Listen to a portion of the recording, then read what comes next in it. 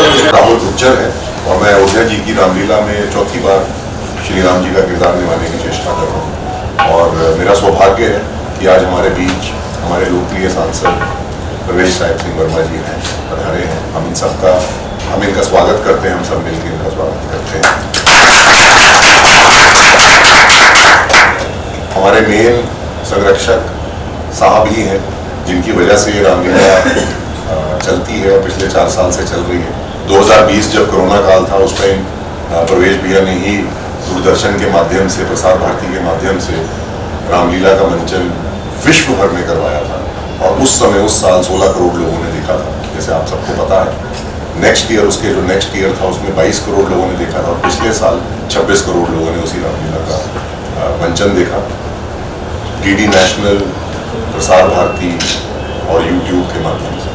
इस साल हम फिर प्रवेश भैया से यही गुजारिश करेंगे कि डीडी नेशनल फिर से हमारे वहाँ पर आए और हमारी रामलीला को कवर करें और विश्व भर में हमारी रामलीला का जो मंचन है वो दिखा के हमारा जो परिश्रम है उसको 4 चांद लगवा देंगे। सो मैं भैया से रिक्वेस्ट करूँगा कि वो शब्द बोले। आप सभी को जय श्री राम। जय श्री राम। आपको सबसे पहले तो मैं इस बात की बधाई देना चाहता हूं कि देश में जो अनेक अपना दशकों से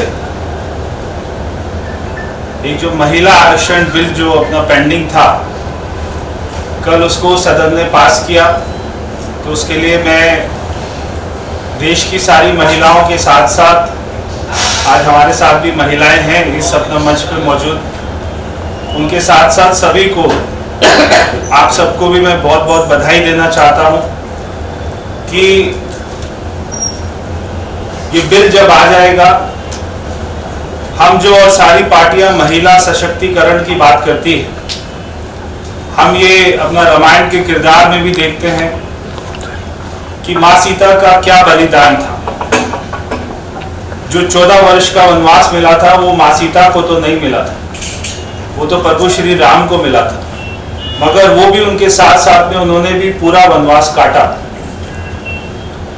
तो हमारे देश को आगे ले जाने के लिए, इस स्थान तक ले जाने के लिए हमारे देश की महिलाओं का बहुत बड़ा योगदान है। इसलिए मैं सारी महिलाओं को सबसे पहले नमन करता हूं और सभी को, आप सभी को बहुत बहुत बधाई देता हूं ये बिल पास होने।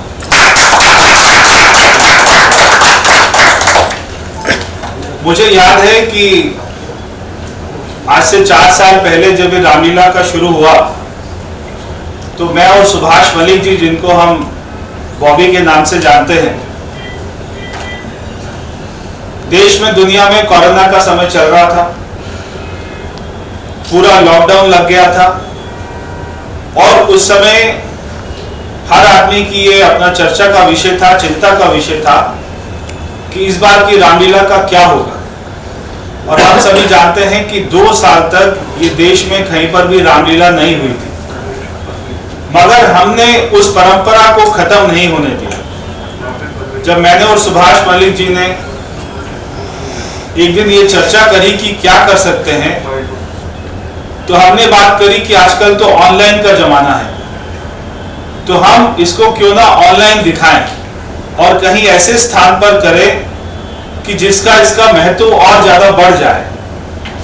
तो मुझे बहुत खुशी होती है आपको बताते हुए कि सबसे पहले उसके बाद में हमने अयोध्या में रामलीला करी। हमने अयोध्या का स्थान चुना और उससे अच्छा कोई स्थान तो देश में हो नहीं सकता था। जब हमने अयोध्या का स्थान चुना तो फिर हमको मालूम पड़ा कि अयोध्या में, जहाँ पे भगवान श्री राम की नगरी है, वहां पर तो रामलीला कोई होती नहीं, क्योंकि सारे प्रभु श्री राम के अपना लीला में डूबे हुए रहते। तब हमने वहां पे जो है रामलीला शुरू करी और रामलीला शुरू करी तो उसका क्रेज इतना बढ़ता गया कि जो पूरे देश का सबसे देखने वाला डीडी चैनल है, वो उसने अपना डीडी चैनल ने खुद ही हमसे संपर्क किया और उसने कहा कि हम इसको लाइव दिखाना चाहते हैं। और उनको कंसेप्ट इतना आया, अच्छा लगा कि उन्होंने इसको लाइव दिखाया। तो उसके बाद में जो हमने कार्यक्रम के बाद में पूछा कि इसकी व्यूअरशिप क्या रही, कितने लोगों ने, देश के, दुनिया के लोगों ने देखा, तो उन्होंने बताया कि ना केवल देश में बल्कि पूरी दुनिया में ऑनलाइन देखा गया और लगभग 25 करोड़ लोगों से ज्यादा लोगों ने इसको देखा और वो अपना तब से आज तक हमेशा इसका डीडी पर लाइव प्रसारण होता है और अभी इसकी संख्या, व्यूअरशिप की संख्या और ज्यादा बढ़ती गई और देश में जहां पर भी लोग अपने घर से बाहर निकलकर अगर कोई रामलीला नहीं देख पाते हैं तो वो अपने घर में बैठकर ही जो हमारे देश के बहुत बड़े बड़े कलाकार वो अब तो हमारी रामलीला से जुड़ गए। अगर मैं कुछ आपको कलाकारों का नाम बताऊं तो इसमें पूनम ढिल्लों जी जो अपने जमाने की बहुत एक अदाकारा रही है, एक्ट्रेस रही है बहुत बड़ी, तो उन्होंने इसमें काम किया, मां शबरी का हिस्सा कर रही हैं। और फिर एक जो पिक्चर आई थी मैंने प्यार किया, हम सबको अच्छी लगी, उसमें जो भाग्यश्री थी एक्ट्रेस तो वो हमारी रामलीला से जुड़ी हैं। उसके बाद में गजेंद्र चौहान जी, फिर हमारे राजा मुराद जी, राकेश बेदी जी, गिरिजा शंकर जी, अनिल धवन जी और ऐसे, और हमारे साथ आज जो बैठे बनवारी लाल जी, हमने इनके बहुत सारे सीरियल देखे, इनका किरदार पूरे देश की जनता ने बहुत ज़्यादा सराहा है और कभी आज भी कभी आ जाता है कहीं ना कहीं तो आज भी हम उसको नहीं छोड़ते हैं। तो ऐसे बनवारी लाल जी और मेरे जो साथ में बैठे हैं जो प्रभु श्री राम के किरदार में आते हैं, ऐसे हमारे भाई राहुल जी। राहुल जी का और कोई स्वार्थ नहीं है यहाँ पे किरदार करने का। राहुल जी अपने आप में बहुत बड़े इंडस्ट्रियलिस्ट हैं, बिजनेसमैन हैं, जो है भगवान की दया बहुत अधिक इनके ऊपर में माँ लक्ष्मी की कृपा बनी रहती है। उसके बाद भी इन्होंने भगवान श्री राम का किरदार किया और ये करते आ रहे हैं अपना शुरू से।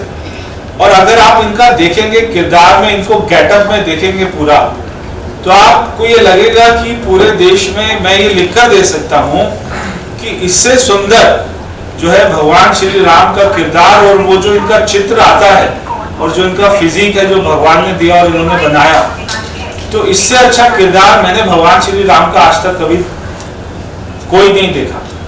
मैं भी बहुत सारी रामलीला में जाता हूँ और अभी हमारे साथ में मैं आपका परिचय कराना चाहता हूं जो माँ सीता के रोल में डॉक्टर देवी सिंह जी, जो अपना मेडिकल डॉक्टर हैं। अब आप देखिए कि ये भी मैं आपको दावे के साथ कह सकता हूं कि किसी भी रामलीला में कोई भी डॉक्टर महिला माँ सीता का किरदार नहीं करती होगी। तो एक अपना डॉक्टर जो उनका प्रोफेशन है और उसके बाद में वो ऐसा रोल कर रही हैं, तो इसका कोई और कारण नहीं है। इसका कारण है कि ये इस अपना रोल में, किरदार में इतने ज्यादा डूब जाते हैं। तो मैंने राहुल जी से पूछा आपको कैसा लगा आप करते हैं प्रभु श्री राम का किरदार, तो उन्होंने कहा पूरे साल के ये मेरे जो अपना 9 दिन है ये इतने शांति से बीतते हैं और मेरा मेडिटेशन हो जाता है, मेरे अंदर के सारे जो अपना बुरे, मेरी सोच भी है वो भी खत्म हो जाती है, तो अंदर से पूरा प्यूरिफिकेशन हो जाता है। तो ये है इसका चमत्कार। तो ऐसे हमारे किरदार, उसके साथ में अपना कविता जी बैठी हुई है, उनको भी हम सब, ममता जी बैठी हुई हैं, उनको भी हम जानते हैं।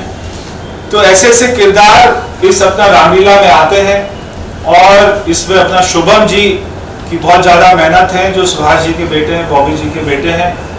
और ये अपना सुभाष जी जो हम उनको, तो मैं तो सुभाष इसका नाम जो है बहुत सालों बाद मेरे को पता लगा कि सुभाष है, हम तो उनको बॉबी के नाम से जानते हैं। तो बॉबी जी की मेहनत बहुत है और ये आपने नोट किया होगा कि ये कभी कैमरे के सामने भी नहीं आते, ये कभी इनको अच्छा ही नहीं लगता, ये हमेशा बैक स्टेज रहते हैं हमेशा। अभी आपने देखा कि पटके भी खुद ही जो है ना दे रहे थे।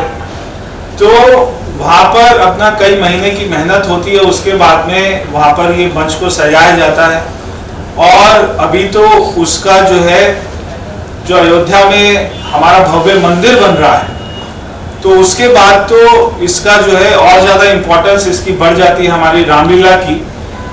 और आने वाले सालों में, क्योंकि अभी जो हमें लग रहा है कि जनवरी 2024 में इसकी शुरुआत हो जाएगी मंदिर, तो और वहाँ पे एयरपोर्ट भी बन गया है अब तो अच्छा, जैसे मैं आपको बता रहा था कि राहुल जी बहुत बड़े बिजनेसमैन हैं, तो जो अयोध्या में एयरपोर्ट बन रहा है वो भी इन्हीं की कंपनी बना रही है। तो ये तो मुझे आज ही पता लगा। मर्यादा पुरुषोत्तम श्री राम एयरपोर्ट का नाम। तो इससे देखिए कहीं ना कहीं कैसे जुड़े, क्योंकि इनको टेंडर से ही मिला। हमारा तो कोई इसमें मुझे तो अभी पता लगा कि बना रहे। तो अभी ये क्योंकि राम जी का रोल कर रहे थे, तो है ना, राम जी ने कृपा करी कि भाई तू ये एयरपोर्ट भी तू ही बना। तो मर्यादा पुरुषोत्तम राम जी के नाम से एयरपोर्ट का नाम जाना जाएगा। तो हम चाहते हैं कि आप सब भी वहां पर आए और इसको कवर करें और ज़्यादा जो है लोगों के सामने ये अपना इसका प्रचार हो, ज़्यादा से ज़्यादा लोग इसको देख चुके हैं और आज की डेट में ये दुनिया की सबसे बड़ी देखने वाली रामलीला बन गई। तो इसलिए मैं इसके लिए जितने भी किरदार हैं उन सबके साथ, जो पूरी टीम है, उन सबको मैं बहुत बहुत बधाई देना चाहता हूँ और साथ में उत्तर प्रदेश सरकार को मैं बहुत बहुत जो है अपनी तरफ से धन्यवाद करना चाहता हूँ। हमारे माननीय मुख्यमंत्री जी का, हमारे संस्कृति मंत्री जी का और सारे अधिकारियों का, जो पूरे अयोध्या में डीसी हैं, सारे वहाँ के कमिश्नर हैं, वहाँ के सेक्रेटरी हैं, वहाँ की पुलिस है, वहाँ के सारे पुजारी हैं, वहाँ के अयोध्या नगरी में रहने वाले लोग हैं जो हमारा सहयोग करते हैं। और हमेशा वहाँ पे उत्तर प्रदेश सरकार के कोई बड़े बड़े मंत्री आते हैं, खुद आते हैं, रामलीला को देखते भी हैं, परिवार के साथ भी आते हैं, कमिश्नर भी आते हैं, वो भी परिवार के साथ आते हैं, अकेला कोई नहीं आता और वो देखकर बहुत उनको अच्छा लगता है। धीरे धीरे जो हमारी कमियां रही हैं पीछे, हम भी उससे सीख रहे हैं और आगे और अच्छा करने की कोशिश करेंगे। तो आप सभी आए, मैं आप सभी का बहुत बहुत धन्यवाद करता हूँ। कर रहे हैं, बट मैंने माइथू सीरियल्स किए हैं, उसमें मैंने दुर्गा का रोल किया हुआ है, बट सीता का रोल और रामलीला में मेरा पहला एक्सपीरियंस है और उसके लिए मैं पूरी तैयारी कर रही हूँ।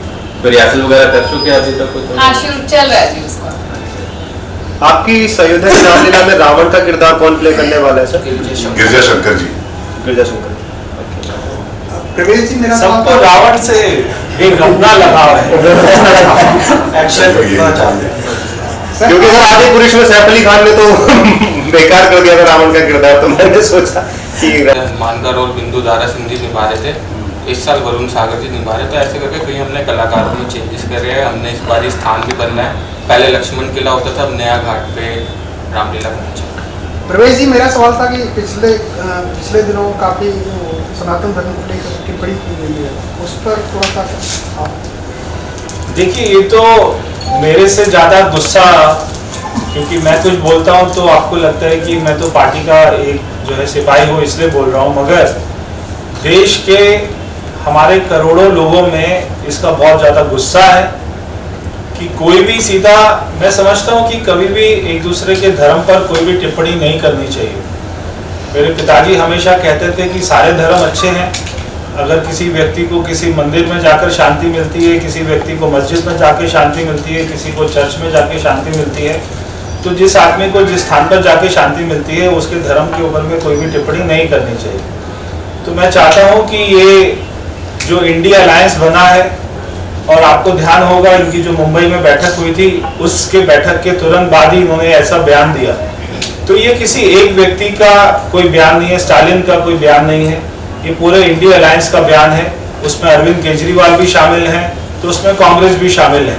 तो अरविंद केजरीवाल अपनी चुप्पी तोड़ते हुए बताएं कि क्या वो इस बयान से जो है इत्तेफाक रखते हैं या नहीं रखते। उन्होंने अभी तक कोई जवाब नहीं दिया, इसका मतलब वो रखते ही हैं।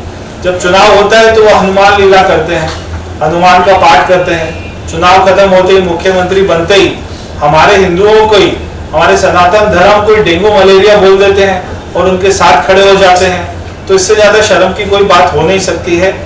तो जो अपना लोगों की ताकत है वो होती है ताकत अपना वोट की, और वोट की ताकत वो दिखाएंगे 2024 में, जब भारतीय जनता पार्टी की एनडीए की 400 सीटों से ज्यादा जो है हमारी सीटें आएंगी, तो ये पता लगेगा सनातन धर्म की क्या ताकत होती है।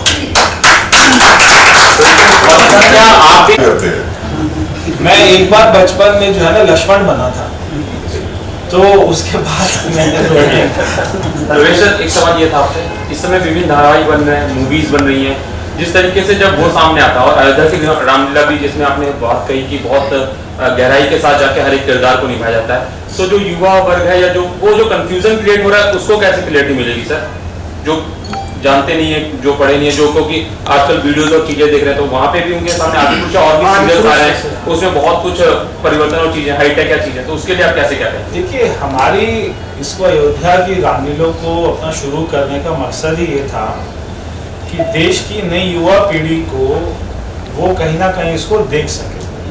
आपने जैसे बताया कि ऑनलाइन सारे सीरियल्स आजकल लोग देखते हैं, तो रामलीला आज तक आपने कभी नहीं सुनी होगी, ये पहली रामलीला हमारी सुनी होगी, अयोध्या की रामलीला, जो केवल ऑनलाइन ही दिखाई जाती है। उसके बाद में वहां पर कोई ऐसा नहीं है कि 20,000 लोग आते हैं हमारी अयोध्या की रामलीला देखने, मगर ऑनलाइन 25 करोड़ लोग देखते हैं। अब ऑनलाइन दिखाने का मकसद ही है कि देश की नई युवा पीढ़ी देखे, ताकि उसको हमारी संस्कृति के बारे में पता लगे। और जहां पर एक तरफ में रामलीला की संख्या धीरे धीरे कम होती जा रही है, क्योंकि जगह कम हो रही है और अपना सरकारों की परमिशन नहीं मिलती है, वहीं पर हमने रामलीला को बढ़ाने का काम किया। और मेरे क्षेत्र में अगर मैं मेरी लोकसभा की बात करूं, तो जहां पर भी कोई भी व्यक्ति आवेदन लेकर आता है कि मैं रामलीला करना चाहता हूं, तो मैं चाहे वो डीडीए का जगह हो चाहे एमसीडी का जगह हो, हम उसको दिलाने का काम करते हैं और उसको पुलिस परमिशन भी दिलाने का काम करते हैं। ना केवल रामलीला बल्कि जन्माष्टमी हो या कोई दुर्गा पूजा हो, हम ये सारे जो हमारे अपना धार्मिक हमारे त्योहार हैं, हम उनकी संख्या को अपना धीरे धीरे बढ़ा रहे हैं, ताकि युवा पीढ़ी भी कहीं ना कहीं अपने अपने मोहल्लों में इससे जुड़े। जो ऑनलाइन इतने सारे सीरियल सारे मूवीज आ रहे हैं, उसके बारे में तो मैं कोई टिप्पणी नहीं करना चाहता। मैं इस बात में विश्वास रखता हूँ कि हमें अपनी लाइन को बड़ा करना चाहिए, ताकि हम सारी अपना युवा पीढ़ी को इसके साथ में जोड़े। और सबसे बड़ी बात यह कि हमारी जो ये रामलीला है, ये वाल्मीकि जी की रामलीला से प्रेरित है और 100% हम उसी को फॉलो करते हैं। और पूरे धर्म का अपने अंदर जो हमारा मान सम्मान और जो राम जी के संस्कार आकार विकार प्रकार और उनके जो संस्कार जो उन्होंने फैलाए दुनिया में, उनको हम फैलाने का छोटा सा यत्न कर रहे हैं। बाकी जो अभी पिक्चर आई थी, क्या नाम था? वो पिक्चर तो जो उसका ट्रेलर मैंने देखा था, तो मेरे को लगा बहुत कि एक बार चलो देखते हैं, मगर वो देखने के बाद में मुझे भी नहीं अच्छी लगी जी। तो ऐसी पिक्चरें जो है ना बने तो अच्छा है। कि जो हमारी संस्कृति है, जैसे रामायण है, तो रामायण को आज के मॉडर्न तरीके में नहीं ढाल देना चाहिए, उसको उसी अपना परिवेश में दिखाना चाहिए। तो वो पिक्चर तो मुझे भी अच्छी नहीं लगी।